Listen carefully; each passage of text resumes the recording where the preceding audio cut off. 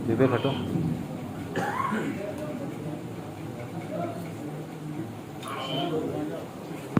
हाँ हेलो,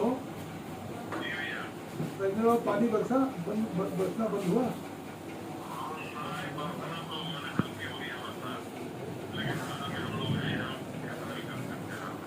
तो कृषि अधिकारी हैं तो किसान होते, तो जब भारत सरकार के नरेंद्र सिंह तोमर जी कृषि मंत्री कह रहे हैं कि इन तीनों कानून में एक भी कोई प्रोविज़न या सेक्शन ऐसा हो कि जो कृषि के या किसानों के हितों के प्रतिकूल हो या हितों पे कोई कुठाराघात करता हो, तो उसको हम अमेंड करने के लिए तैयार हैं। आप बताइए कि देश में चुने हुए, देश के चाहे सत्ता पक्षी चाहे प्रतिपक्षी हों, उनके द्वारा सदन में कोई कानून पास होता है तो उस कानून में अगर कहीं कोई संशोधन होता है, आज तक कभी पूरा कानून नहीं कभी निरस्त किया जाता है। तो जब हम बार बार कह रहे हैं 11 बार बैठकें हुई और 11 बार बैठकों में जो प्रतिनिधि आए, उन प्रतिनिधियों से कहा गया तो वो कहते हैं कि नहीं साहब, हम बात तब करेंगे जब तीनों कृषि कानून रद्द कर दिया जाए। और हमारे कृषि मंत्री जी पीयूष गोयल जी ने बैठ के 11 बार बात किया कि भाई इसमें आप एक प्रोविज़न बताइए। और अब तो बाहर ही नहीं कहते कि साहब एमएसपी नहीं है, एमएसपी ख़त्म हो जाएगी। शुरू में जब आंदोलन शुरू किया तो यही कह के 3 बातें किया था कि किसानों को न्यूनतम समर्थन मूल्य नहीं मिलेगा, किसानों की उपज मंडियों में नहीं बिकेगी बल्कि कॉर्पोरेट हाउस वाले खरीदेंगे अपने मनमानी दाम पे, या किसान की ज़मीन कोऑपरेटिव फार्मिंग या किसी को देंगे तो स्वामित्व उनका हो जाएगा। इन तीनों बातों को प्रधानमंत्री जी ने, कृषि मंत्री ने साफ कर दिया, कहीं प्रोविज़न नहीं है। तो अब मुझे लगता है कि वो जो आंदोलन हो रहा है वो राजनीतिक आंदोलन हो रहा है। आखिर मान लीजिए किसानों के आंदोलन की बात करें आप उसके बाद राजनीति की बात करें कि आप भारतीय जनता पार्टी के ख़िलाफ़ वोट दीजिए, तो मैं समझता हूँ अगर किसान हैं तो उनका भारतीय जनता पार्टी या किसी पार्टी से क्या लेना देना है। किसान के हित की बात करेगा और उनके हितों को पूरा करने के लिए हम कटिबद्ध हैं।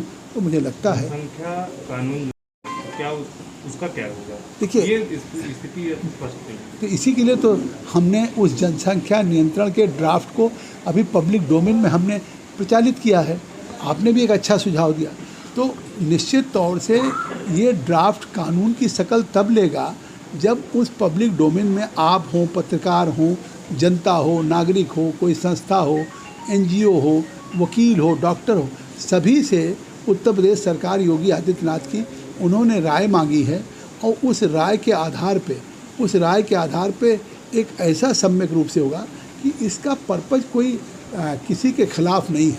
इसका उद्देश्य यह है कि अगर आज आपका विकास, जिस तरह से उत्तर प्रदेश की जनसंख्या 24 करोड़ हो गई, उस 24 करोड़ आज अमेरिका के बराबर की आबादी हो गई, किस तरह की चुनौतियां हैं, आज हम कितना भी हो तो आखिर हम विकास निरंतर करते जाएं। लेकिन अगर ये आबादी बढ़ती रहेगी तो शायद विकास का अपेक्षित लाभ नहीं होगा। आज आपने देखा होगा कि वास्तविक रूप से नहीं, आप वास्तविक रूप से देखे होंगे कि हमारे आपके जिन परिवारों में आज नियोजित परिवार है, एक बेटे हों, 2 बेटे हों, एक बेटी हों, 2 बेटे थे, तो उन नियोजित परिवारों को हर माँ बाप उनके पढ़ाई का, उनकी ग्रूमिंग का, उनके भविष्य के प्रति वो एफोर्ट कर ले रहा है। आखिर अगर निश्चित तौर से उन बच्चों की प्रति भी जवाबदेही है पेरेंट्स की कि आप कम से कम उनको अच्छी शिक्षा दें, अच्छा लालन पालन करें, अच्छा उनको न्यूट्रिशन मिले, अच्छी कैलोरी फूड मिले, क्वालिटी ऑफ लाइफ मिले, और सरकार का काम है विकास मिले। और मुझे लगता है कि भाई अगर समय की बात, आपने एक सवाल किया कि क्या ये टाइमिंग ठीक है। विपक्षी करें कि राजनीतिक स्टंट है, इसके पहले 4 साल 4.5 साल क्या करते रहे। देखिए, विपक्षी तो हर सवाल पे कहता है। जब हम अयोध्या में राम मंदिर की बात कर रहे थे तो कह रहे थे विपक्ष पहले तारीख पूछ रहे थे कि राम मंदिर बनाएंगे, तारीख नहीं बताएंगे। अब तारीख बता दिया, राम मंदिर का 5 अगस्त को शिलान्यास हो गया और राम मंदिर का काम शुरू हो गया। तो इस तरीके से जो भी हम काम कर रहे हैं, आपने देखा 370-35A का वायदा किया था देश में। अभी मैं जम्मू था 3 दिन पहले, आज जिस तरह से जम्मू कश्मीर देश की मुख्यधारा में आया, मैं वहाँ के लेफ्टिनेंट गवर्नर श्री मनोज सिन्हा जी से मिला। जिस तरह से अभी तक जम्मू के लोग 6 महीने श्रीनगर जाते थे, श्रीनगर जम्मू आते थे 200 करोड़ खर्च होता था। आज दोनों जगह की राजधानियाँ चलेंगी।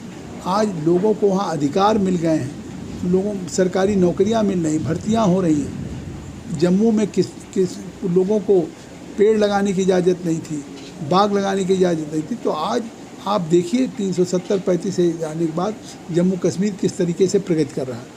इसी तरीके से सीए का हो तो आज जो भी हमने किया, इसका सवाल टाइमिंग का नहीं है। अब एक अगर इस टाइमिंग का होता तो हम लोकसभा के चुनाव के 19 के पहले हम 370-35 से समाप्त कर दिए, लेकिन हमने लोकसभा में 19 जीतने के बाद 20 में 370-35 से समाप्त किया। तो हम निरंतर काम कर रहे हैं, एक के बाद एक काम करते जा रहे हैं। किसानों का धरना चल रहा है, किस बात को लेकर? कृषि के जो 3 कानून पार्लियामेंट में पास हुआ, पार्लियामेंट में सभी पक्ष के लोगों ने उसको पास किया।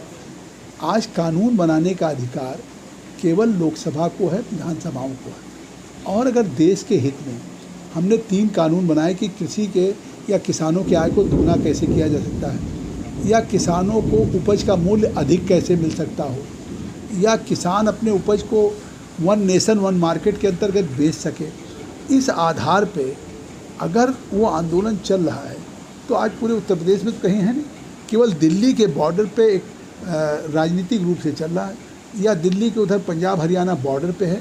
आज पिछली आंदोलन के बाद से भी उन्होंने 3 बिंदु उठाए थे कि साहब अगर ये किसी कानून लागू हो जाएगा तो एमएसपी मिनिमम सपोर्ट प्राइस ख़त्म हो जाएगी, एपीएमपी मतलब कृषि मंडियाँ समाप्त हो जाएंगी, और किसानों की ज़मीन का स्वामित्व कॉर्पोरेट हाउसेज को हो जाएगा। तीनों बात पे प्रधानमंत्री श्री नरेंद्र मोदी जी ने स्पष्ट किया कि एमएसपी जारी रहेगी। अलबत्ता बीजेपी एनडीए की सरकार आने के बाद स्वामीनाथन की रिपोर्ट को हमने लागू किया कि जो कृषि की उपज हो उसका 1.5 गुना मूल्य हम निश्चित तौर से देंगे, जिससे किसान की आय को दुगनी करें। मंडी समितियां राज्य का विषय, मंडी समितियां जारी रहेंगी। आज उन मंडी समितियों को स्ट्रेंथन करने के लिए हमने आप देखा है कि भारत सरकार पैसा दे रही है, तो मंडी समितियां और मजबूत की जा रही हैं। कृषि के अगर ये है कि जो अलापकर जोतें हैं, छोटी छोटी जोत हैं, उनको मिला करके सब एक अगर farmers producer organisation FPO 10,000 farmer producer organisation बनाया जा रहा है।